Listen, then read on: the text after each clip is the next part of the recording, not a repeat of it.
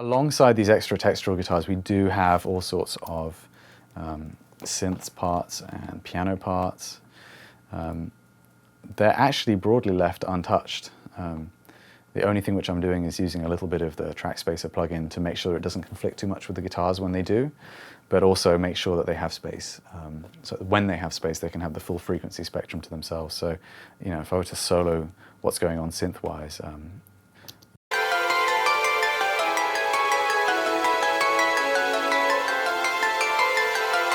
so there it's clearly doubling one of the guitar lead lines, and it's allowing, or it's giving like a more percussive texture. If I were to find the lead guitar that that goes with up here.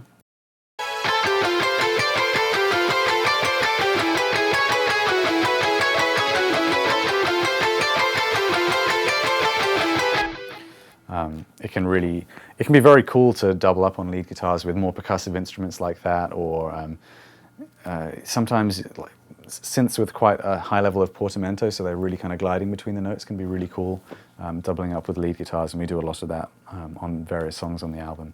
Sometimes those things sound terrible on their own, like really honky sounding synths that just blend really well into the mix. I really haven't had to do much processing to this because Misha, who wrote most of these parts, spent a long time finding the right sounds for the parts, and it's more about just leveling them at such a point where you can hear what they're doing, than like really heavily EQing them to fit into the mix. If I'm having to really heavily EQ something, that generally tells me that it wasn't the right choice of sound. So we've got some maybe straight up piano parts down here.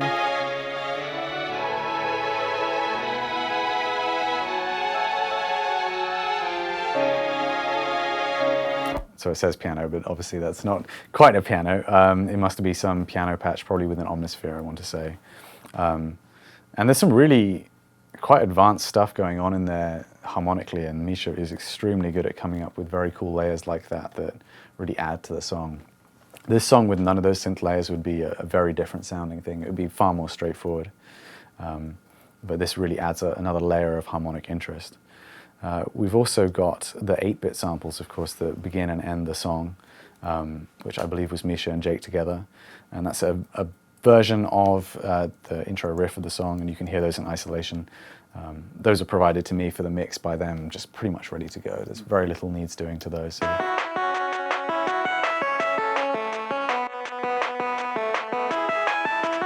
I think some people seem to think that we got it from a video game or something, but or if that might have come before the riff in the song, but that was written after the fact. We just have a little arpeggiator riser as we go into the song. Which I think I must be using, yeah, there's a bit of compression on one of them, and it sounds like they kind of printed those through some delay trails as well. In general, I really don't like having to do too much to this stuff, but sometimes songs really, really require it. Maybe not within Periphery, but stuff I do with clients sometimes can be very synth heavy. And if that's the case, you can really start having to carve out a lot of space within the mix or within the extra parts in order to make it all fit together. But thankfully, this stuff all came together quite organically, and we were able to make some rough level adjustments during tracking that meant that by the time we got to mixing, it really wasn't such a big deal.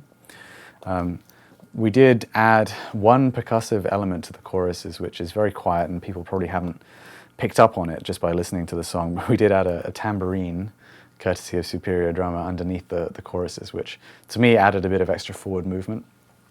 So it sounds like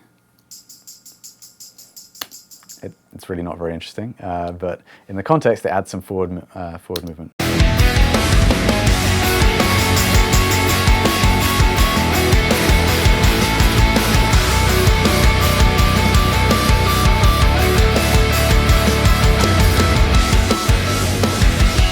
It can be really cool to mess around with layers like that, or perhaps layering guitar parts with acoustic guitars, which we did on a couple of songs on the album as well, where you get that similar kind of jangly effect coming from the guitar.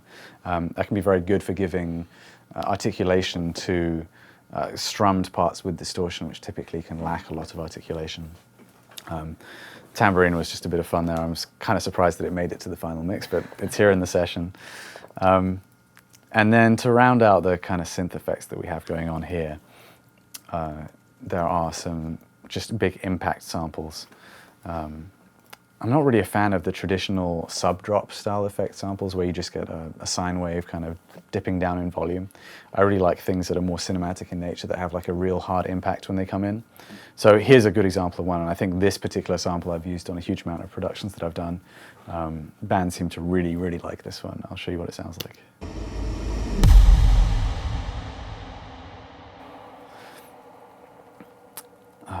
And this comes from a sample pack that I bought a long time ago when I started doing productions. If you go and look at electronic sample packs designed for especially club DJs and stuff, you'll find a whole wealth of these kind of effects. And I'd urge you, you probably only need to buy one pack. It will probably last you your entire producing life, because it's going to come with hundreds of these effects. And it can be a lot more fun than just simply having kind of downward moving 808 drops or something like that. I'll show you when that comes in, you really hear it come in, I think. If I take that out,